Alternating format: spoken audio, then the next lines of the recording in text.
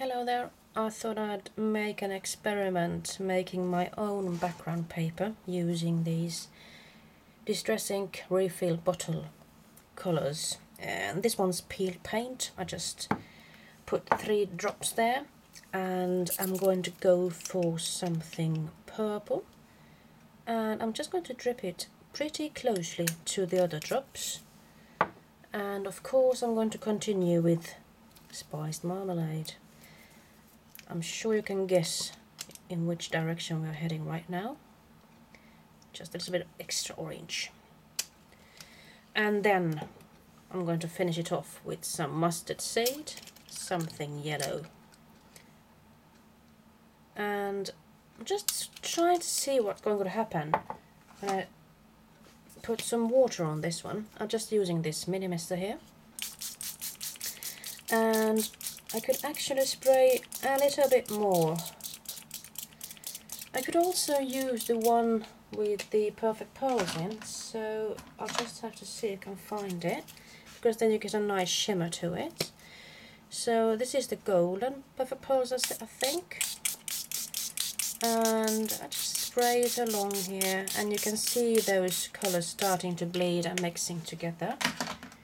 And what I'm going to do next is I'm just going to put this piece of paper, put it in there and give it a turn and see what happens. Oh my god! Do you see that one? Wow, really strong in colours. And then I'm going to use a second one and see what happens with that one. You can see really strong colours. I think I'll actually make another print. And at this stage you could actually continue putting even more water in this mix. So I'm just going to use my Tupperware jug, small one. Just going to fill this mini mister with some water and then start spraying even more. And if I had those perfect pearls already blended, it would have been great. Perhaps I've got some white pearls here. I actually think I do. I'll just give it a shake and I'll start spraying with that one instead, just to see what happens. And as you can see, I haven't got that much colours left there. So what I'll do with this one, I'll just actually prep it with some water and see what happens when I do that. So just dip it in here, give it a spin or two. As you can see, now I actually mixed those colours together, so they aren't that pretty now, are they? I have to let it dry actually. So now I'm going to use my heat gun, and it's going to be a little bit noisy, so bear with me.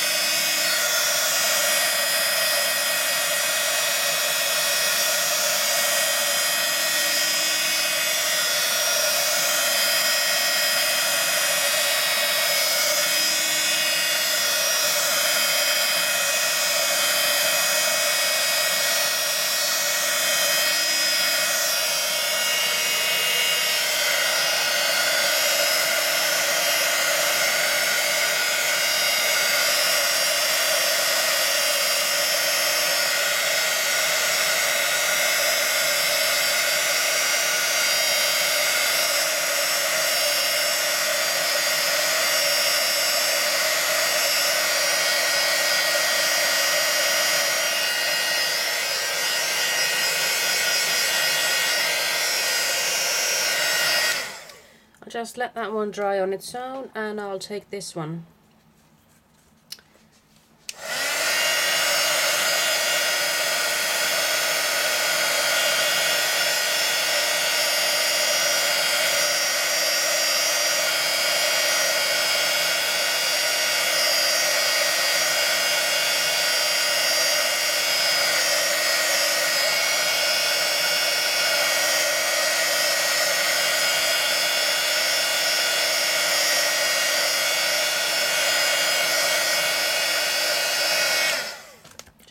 it over.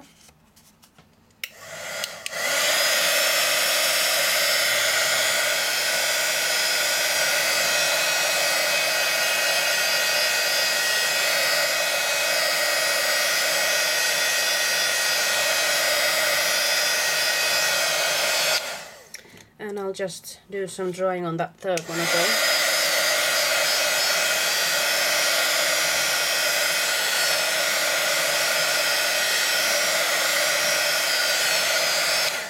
Well, I'll just leave that one to that. And what could you do with these things then, you might wonder.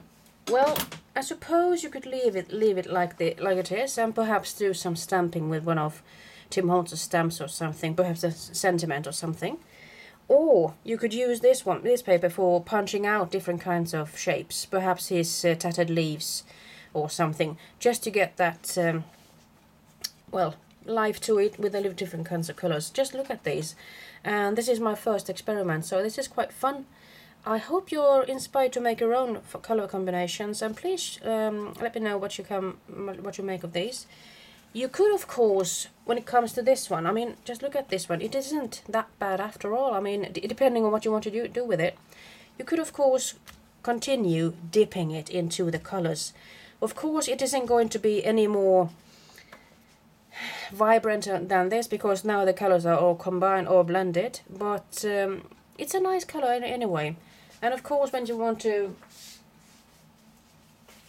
make a fresh start for the next project, just use a piece of paper and wipe this clean. And what you also need to think about is actually having a surface that can stand the heat, because the heat tool is pretty hot, and well, I don't want you to ruin your tables, your finest dining table or so. So I just made use of a really thick cutting board. Well, I'm signing off right now. This might be a next project, and I'll just have to see what I can make up with these. I just wanted to try this out and let you guys in on it while I experiment. So that's a bye-bye from me.